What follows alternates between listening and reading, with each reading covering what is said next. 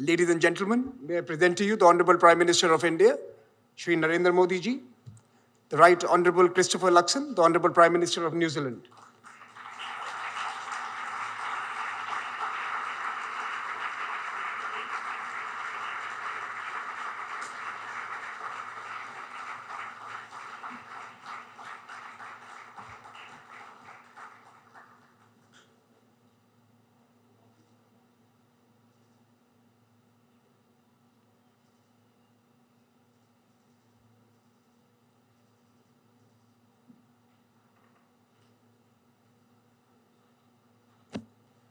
The Honorable Prime Minister of India, Shri Narendra Modi ji, Right Honorable Christopher Luxon, the Honorable Prime Minister of New Zealand, dignitaries, ministers, head of think tanks and institutions, and our very many friends. A very warm welcome to Raisina 2025 and to New Delhi. 10 is a good number, and Raisina is 10 today. So may I request you all to join me in applauding this journey so far.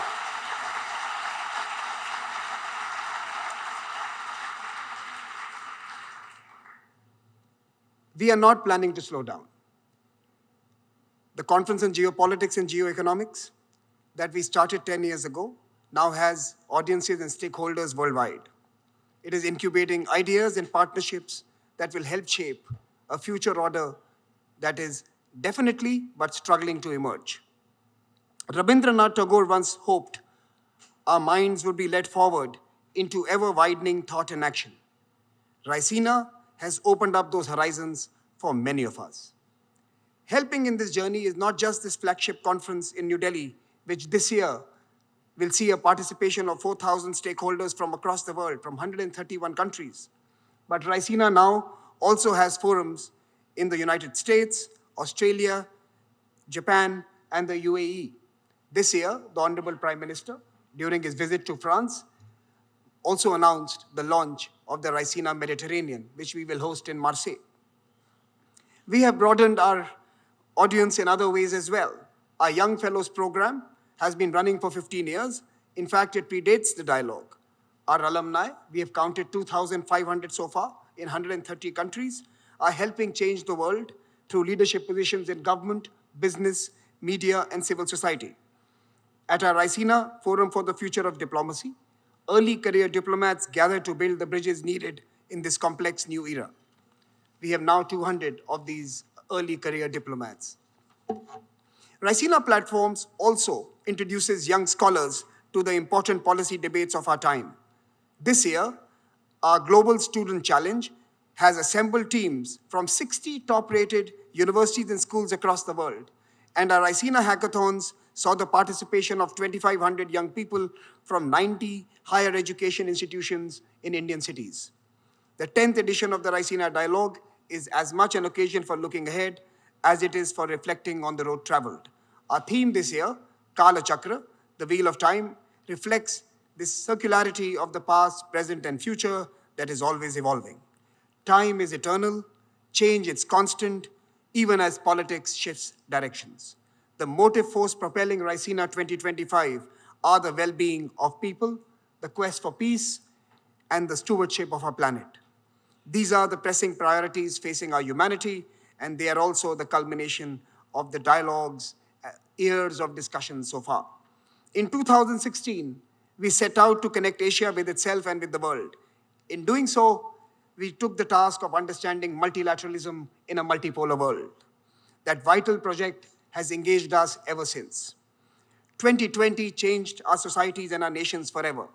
Our attention turned to the dynamics of a viral world, a world of viruses and vaccines, of expansionist and revisionist powers, and of information and news that fed our biases. Yet, some geographies remained a beacon of hope. In particular, India's G20 presidency was a lighthouse in the tempest. And last year, we sat down and devised new strategies and frameworks to engage a brave new post-pandemic world. These are many threads that the Raisina Dialogue 2025 weaves together for you. Kala Chakra, people, peace, and planet, the proposition that brings us here today. Our Prime Minister has invested in these through his decisions and actions. The US and European leadership has expressed the same desire. Many number of leaders from the global south also expect the same from the frameworks that we so design. When we all seek the same end, why are we so far apart? Let us bridge the distance here in New Delhi at the Raisina Dialogue. Conversations are the first step towards peace, progress, and prosperity. However hard the circumstances, we cannot allow dialogue to die. We must shun the culture of cancelling each other. We must listen and we must work constructively towards lasting solutions. But as a conference organizer, let me just tell you, there are more demands for speaking roles than there are for sitting in the audience. Prime Minister Narendra Modi ji, sitting before us, has demonstrated the power of listening. Since 2017, he has attended the Raisina Dialogue every year and spoken only once, setting a personal example about the importance of listening, absorbing, and understanding. His tireless efforts to promote dialogue on the world stage are also an inspiration. As he urged us recently, quoting the poet Rumi, "Raise your words, not your voice. It is rain that grows flowers, not thunder." Our hearts are filled with pride that Raisina Dialogue has evolved into a truly global public square. Incubated by India and nurtured by the world, this arena has allowed 1,000 ideas to bloom, nourished by the constant showers of wisdom that does not take anything as a given, that challenges what is, and dares to visualize what could be. I welcome you all once again to the dialogue and to our Raisina family. Let us debate, let us disagree, and let us discover. And let this begin now. Thank you so much for joining us in New Delhi. Let me now invite the chairman of the Observer Research Foundation, Mr. Sanjay Joshi, to introduce the theme and our speaker this evening. Mr. Joshi. A very good evening to our distinguished guests, Honorable Prime Minister of India, Shri Narendra Modi ji, our guest of honor, Excellency Christopher Luxon, Prime Minister of New Zealand, Honorable External Affairs Minister, Shri Jaishankar, our partners from the Ministry of External Affairs and all the other ministers, admirals, generals, speakers, and delegates, and the audience which is gathered here, distinguished members, many of whom are also joining online. Welcome to Raisina 2025. When conflicts challenge order, when we struggle to make sense of the road ahead, we seek anchor in metaphors and in symbols. I remember, last year, when conflicts were raging in Europe and West Asia, we had assembled Raisina under the banner of Chaturang, that ancient board game of war and craft. This year, as conflicts nudge themselves towards a peace which sometimes seems more conflicted than the wars itself, the theme chosen is Kala Chakra, the wheel of time. First of all, the metaphor of the wheel actually challenges the linear notion of the arrow of time as something which is constantly moving forward inexorably towards progress and growth. The chakra, gives no such false assurances. The unending progress of any civilization, of any nation or race, or manifest destiny of anyone is not guaranteed by any cosmic order. We repeat mistakes, our best intents lead to consequences we never intended, and order frequently does descend into chaos.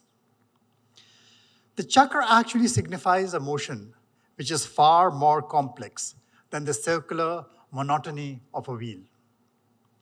It is about cycles of decay and cycles of renewal.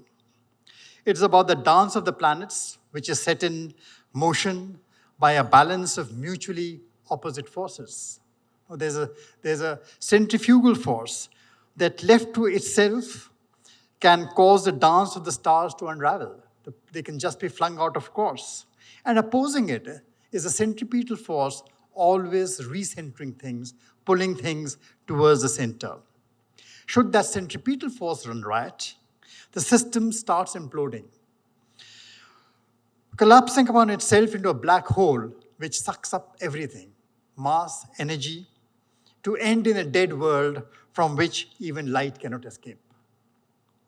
At one extreme of the spinning vortex of time is a fragmenting order, which is called the mandal, the fragmenting pattern, tearing apart the cohesion of societies, disrupting the environmental balance, hyper-individualism, ecological collapse, dissipating into a world of entropic decay.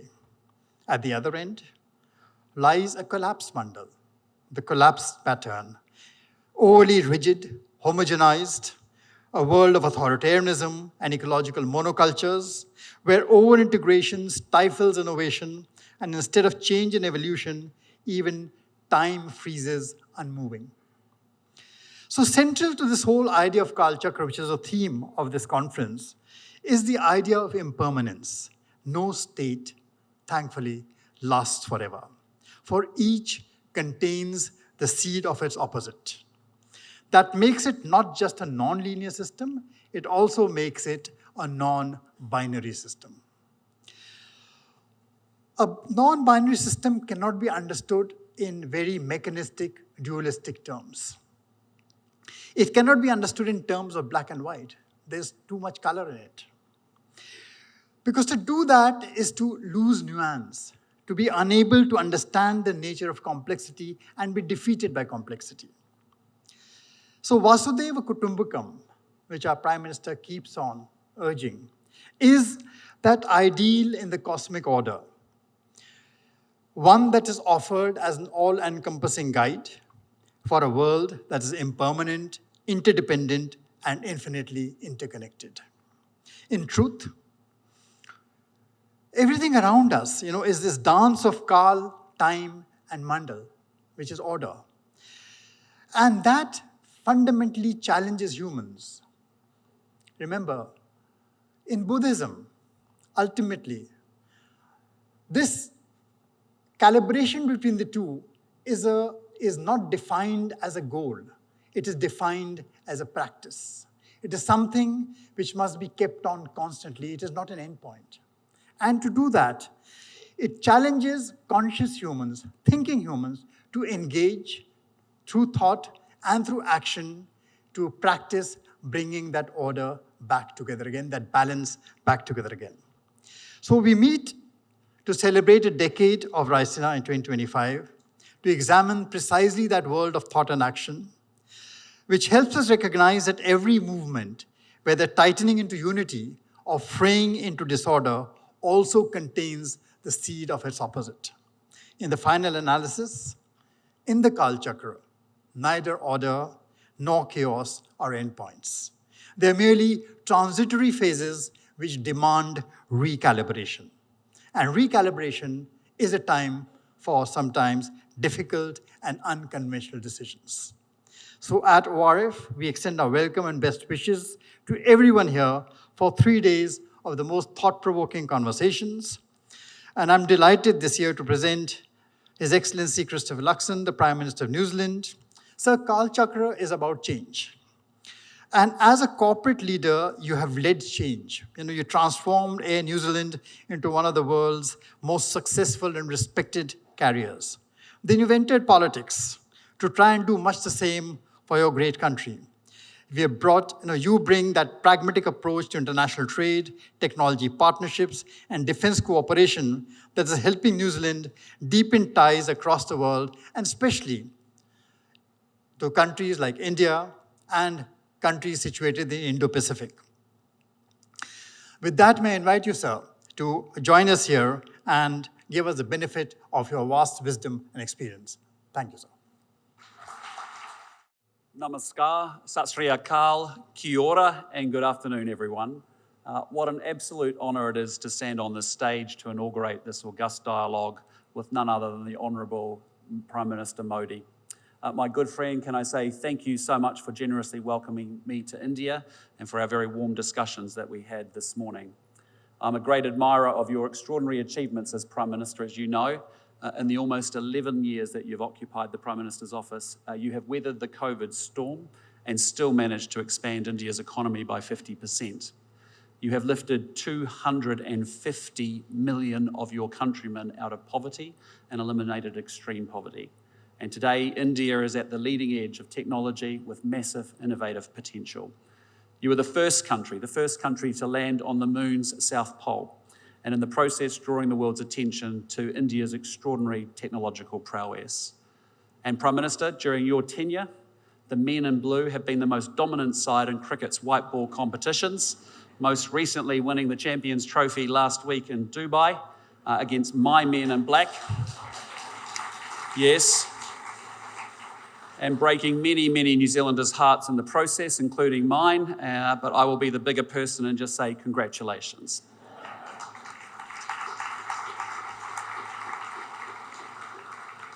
Among this catalogue of achievements is the reason that we gather today, the Raisina Dialogue, a forum that provides a moment every year for thought leaders from across the world to focus their collective minds on the contemporary strategic challenges being navigated right here in the Indian Ocean. And I applaud Dr. Jay Shankar and Samir Saran for the intellectual leadership that they have shown driving this dialogue over the past 10 years. It has grown into a hugely influential forum. And look no further than the luminaries that you attract. 6 former heads of government and ministers from over 30 countries and representation from so many more here today. And I just hope that my remarks today add to the debate in some small way. Ladies and gentlemen, it is more than 200 years since Indians and New Zealanders began living side by side.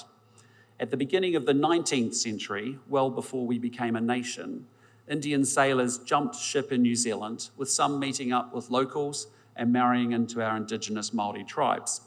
And a few years later, Māori traders began travelling to Calcutta to sell tree trunks used in sailing ships, an exchange that echoes down the ages. And just as they were 200 years ago, Kiwi Indians today are fully integrated into our multicultural society. New Zealanders of Indian heritage comprise 11% of the people living in Auckland, our biggest city. And I've brought with me to New Delhi a selection of the Kiwi Indian community leaders, members of parliament, captains of industry, yes, professional cricketers, and even an online influencer who has revolutionised investment for women the world over. In short, a selection of Kiwi Indians who get up each and every single morning to make New Zealand a better place to live. And our trade has diversified considerably from wood thanks to the increased sophistication of your economy. India today is a critical source of pharmaceuticals and machinery for us, while we are a great tourism and education destination for you. And India has become an ever more significant feature of our society. And yet, while there has much that has been developed and changed, there has been something missing at the core of our relationship. With a country as consequential as India, we need rich political interaction, engaged militaries, strong economic architecture, and connections that support a diaspora that bridges between our two great nations. Prime Minister Modi and I sat down today and we charted out the future of our two countries' relationship, a future that builds from where we have been and one that is wholly more ambitious about what we will do together in the future. We agreed to our defence forces building greater strategic trust with one another while deploying together and training together more. We want our scientists collaborating on global challenges like climate change and on commercial opportunities like space. We are supporting our businesses to improve air links and build primary sector cooperation. We will facilitate students and young professionals and tourists to move between our two countries. And we've instructed our trade negotiators to get on and negotiate a comprehensive free trade agreement between our two great nations. A comprehensive agenda to underpin a comprehensive relationship. And as we both look to the future, the opportunity for both of our governments is to sustain that momentum, not only to follow through on the commitments that we have made to one another, but to proactively build on that platform by exploring new opportunities and creating new architecture, to ensure that we are creating strategic trust and commercial connection between two countries at the bookends of our wider Indo-Pacific region. Ladies and gentlemen, it is to the Indo-Pacific that I now turn, and there are many reasons to be excited about our region, and I want to single out the two biggest opportunities. First, India and New Zealand are fortunate enough to live in the world's most economically dynamic region. the Indo-Pacific will represent 2/3 of global economic growth over the coming years. And by 2030, it will be home to 2/3 of the world's middle-class consumers. And India itself lies at the heart of this exciting economic future. And it's easy to focus on the troubles the world faces, but it's worth reflecting for a moment on what economic development at this scale means at a human level. Here in India, you've gone from only the very few in rural areas having a water or power connection to almost everyone. And that means that people have better health and education outcomes, and that in turn creates hope and optimism about the future for individuals and their families. Replicated across literally hundreds of millions of people, that process of development generates dynamic economies, growth that offers massive opportunities for every country in the Indo-Pacific region and the families and the individuals within them.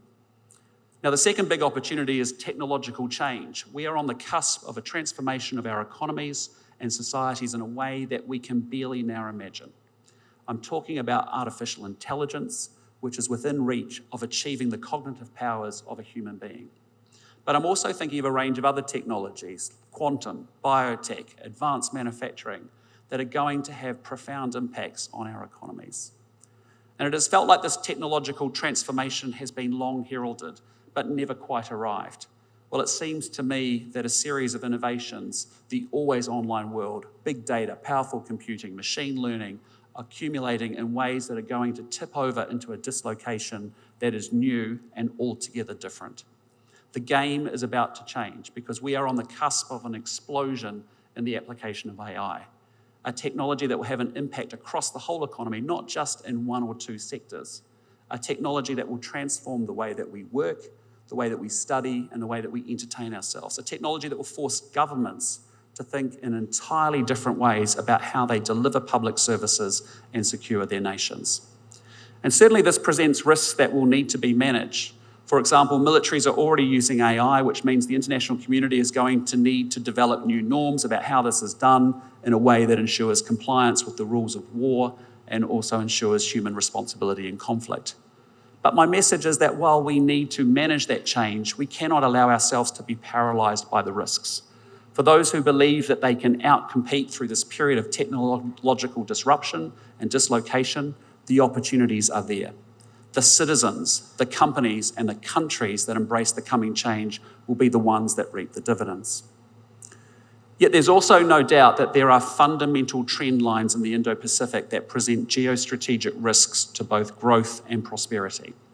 And these have long-term drivers that are not going away and have been amplified by recent events. Past assumptions that underpin the previous generation's geopolitical calculations are being totally upended.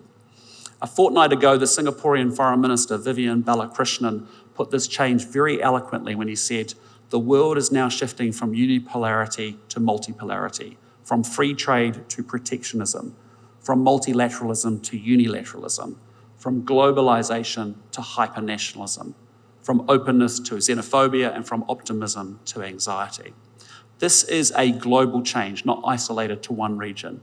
And certainly though we live today in an Indo-Pacific navigating contest and rivalry with a period of strategic uncertainty, I think there are three big shifts that make for challenging times for all of us ahead. The first is that we are seeing rules giving way to power. Previously, we could count on countries respecting the UN Charter, the law of the sea, and world trade rules.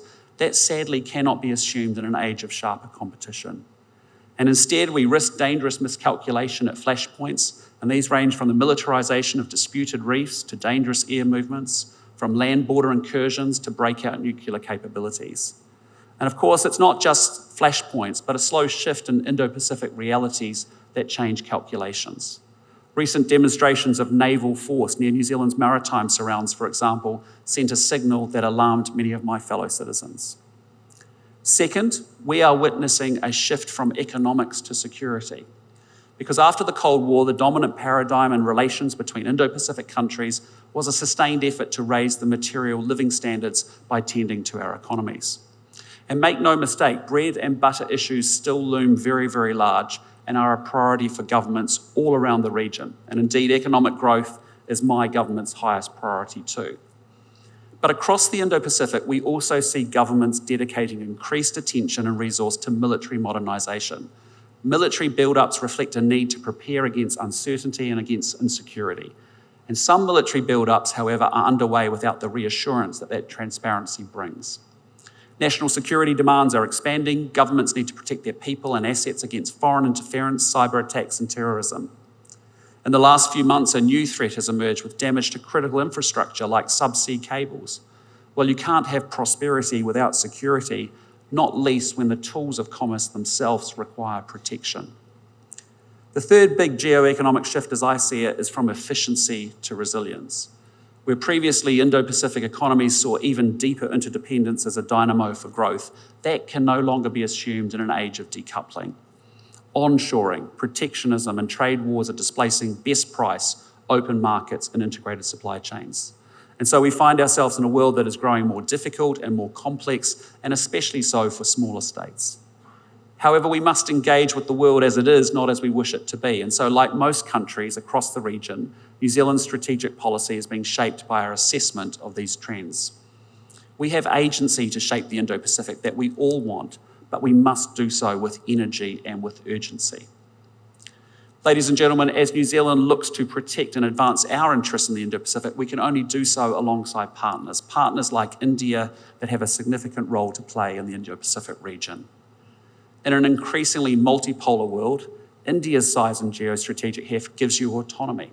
And at the same time, your democratic partners in the Indo-Pacific offer you a force multiplier for our convergent interests. For at a time when democracy is in decline with less than half the world's adults electing their leaders, it truly is an inspiration that 650 million Indians turned out to vote last year in the largest election in history. Your national election is a triumph of logistics, but it's also a triumph of legitimacy. An election that means your leaders serve their people rather than your people serving their leaders. Now, I don't advocate arbitrary divisions between democracies and autocracies, and just because we are democracies, we won't always see eye to eye. Nonetheless, there's truth in the fact that our democratic governance means that we share a belief in the freedom to choose, giving everyone a voice and respect for the rules. Our interests increasingly converge around seeing three ideas as an aligned set of organising principles for our Indo-Pacific region. And the first is that we want to live in an Indo-Pacific where countries are free to choose their own path, free from interference. A region where no one country comes to dominate. And it is a sign of the times that I have to stand here defending respect for sovereignty, yet New Zealand's approach is increasingly shaped around that objective. Just on Saturday, I joined a call led by Prime Minister Starmer focused on what more those contributing to Ukraine's defence can do to support a just and lasting peace, to help a country whose sovereignty and territorial integrity has been so flagrantly attacked. And in my own home region, our fellow Pacific neighbours are navigating geostrategic dynamics that are their sharpest in nearly 80 years. And in a deeply contested world, Pacific partners are being asked to make choices that may undermine their national sovereignty. They risk falling into over-indebtedness. They must make choices about dual-use infrastructure, and they face pressure to enter new security arrangements. New Zealand invests in working alongside Pacific countries to boost their capacity to make independent choices free from interference. Yet size alone cannot inoculate a country from these dynamics. Building strong and diversified relationships is the key to mitigating the risk of dependence on a few. And that is why my government is investing in our key relationships, from traditional partners to thickening and deepening our relationships across Southeast Asia, and in a serious way with India too. And we have a responsibility to invest in our own security as a down payment on our future ability to choose our own path. And that is why New Zealand will be scaling up and doing more to support our own defence. We plan to better resource and equip our defence force to ensure that we can continue to defend our interests, whether in our near region, in our alliance with Australia, or in support of collective security efforts with partners like India. Alongside this investment in capability, we're making tangible contributions across the Indo-Pacific. When I was in Japan last year, for example, I saw firsthand the work of our aviators and what they do to detect and deter North Korea's sanctions-busting activities. The New Zealand Navy is leading Combined Task Force 150, responsible for multinational activities to protect trade routes and counter smuggling, piracy and terrorism in the Indian Ocean and Gulf of Aden. We are fortunate indeed that India has agreed to take up the deputy command. And underlining these naval connections, one of our frigates, Takaha, is in Mumbai later this week. But as we seek an Indo-Pacific in which countries are free to choose their own path, I'm determined that New Zealand plays its role, whether through our work with Pacific Island partners, our relationship in the Indo-Pacific, or through our own defence efforts. Now, the second principle both India and New Zealand subscribe to is the criticality of Indo-Pacific regional institutions, even as these evolve. Regional architecture scaffolds our region's security and its prosperity. ASEAN continues to promote regional peace and economic development through its convening power and its centrality. It also provides a place for the region's players to come together to discuss strategic issues. ASEAN sits at the centre of the East Asia Summit, which for 20 years now has enabled political dialogue across the region, a forum that builds understanding, like this one, that reduces the risk of miscalculation and contributes to strategic trust. Yet the Indo-Pacific architecture is not static as it adapts to new realities, and many-lateral groupings are important new pieces of the puzzle. The Quad has emerged as an important vehicle promoting an open, stable, and prosperous Indo-Pacific region. And India's contribution to that evolution, of course, has been vital. And while New Zealand has no pretensions to Quad membership, we stand ready to work with you to advance Quad initiatives. We ourselves are strengthening our work with Japan and the Republic of Korea, as well as Australia. And last year I convened the Indo-Pacific Four to discuss Ukraine and North Korea. And with serious headwinds buffeting the global trade system, New Zealand has seriously invested in Indo-Pacific trade and economic integration groupings. From the CPTPP, the gold standard of FTAs and internationally, through to the RCEP, perhaps the world's most inclusive agreement. And we welcome India's engagement in the regional economic architecture with our work together in the Indo-Pacific Economic Framework, important in an area in which we seek to build one another's resilience. And the third Indo-Pacific principle that we align around is a region in which respect for the rules is foundational. Globally, rules are being undermined, whether those around territorial integrity, freedom of navigation, or laws of war. Yet these are the very rules that preserve an Indo-Pacific order that is not might is right alone. And as I've said before, there is no prosperity without security. The rules that underpin our security also allow our businesses to operate with great certainty, and those rules deliver daily in meaningful ways for our people and our populations. For example, 1 in 4 jobs in New Zealand rely on exports, and our exporting businesses being able to depend on the predictability that those rules deliver. And in a miracle that's only possible thanks to globally accepted aviation standards, 120,000 flights carry 12 million passengers and operate safely between their destinations each and every day. These rules shape the character of our region, and we must remain committed to this rules-based system even while acknowledging its very shortcomings. And it is a truism that the world of 2025 is vastly different from 1945, and our global institutions sadly have been way too slow to adapt. So we're not talking about starting over by remaking the global order.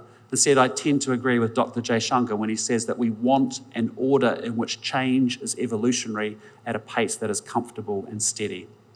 And that's why New Zealand supports reforming global governance frameworks to better reflect today's realities. Rather than casting them aside, they should give greater voice to the developing world and underrepresented regions. Countries like India, that plays such a central role in the global community, should have a seat at the table. And we've therefore long advocated and supported India having a permanent seat on a reformed UN Security Council. Distinguished guests, ladies and gentlemen, it has been truly a privilege to speak with you today at this important forum for global dialogue. The geostrategic picture I've painted is quite stark. Rules are giving way to power, economics to security, and efficiency to resilience. And the tectonic shifts unfolding highlight that we, working alongside partners and friends, must navigate disruption, uncertainty, and sharpening pressure on our national interests.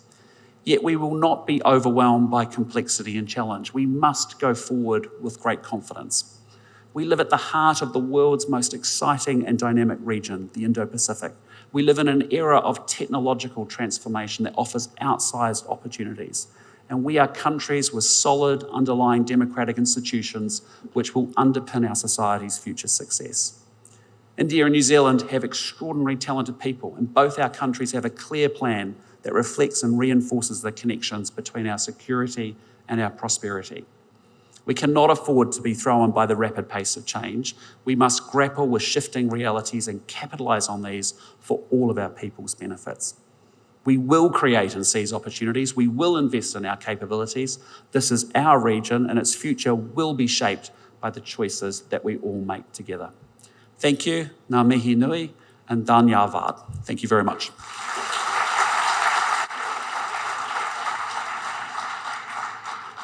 Thank you so much, Prime Minister, and a special thank you for not reminding us of the Test match series in October last year. With that, let me now request Dr. Jaishankar, the Foreign Minister of India, to deliver the vote of thanks.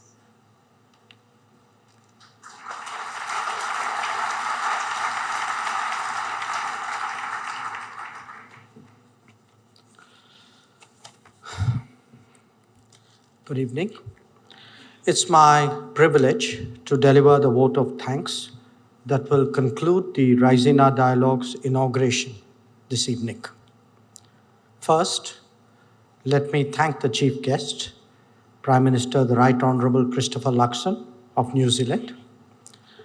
As all of you can see, he not only has considerable knowledge of India, but a real commitment to advance our ties.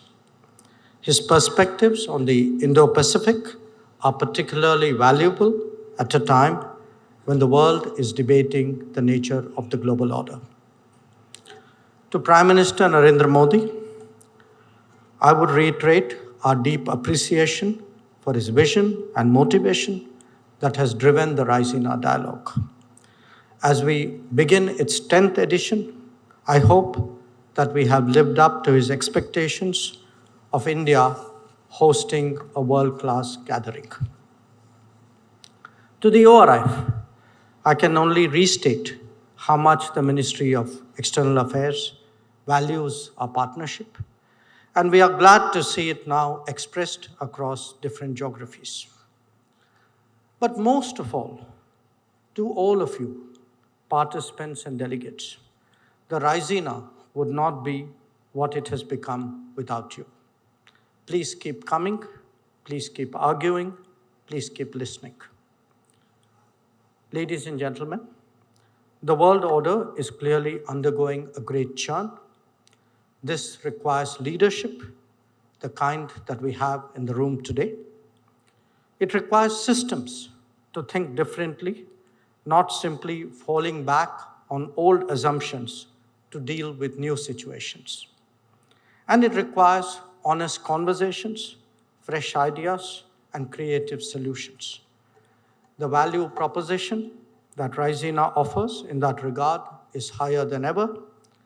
So I know I speak for all of you in saying, let the dialogue begin. Thank you.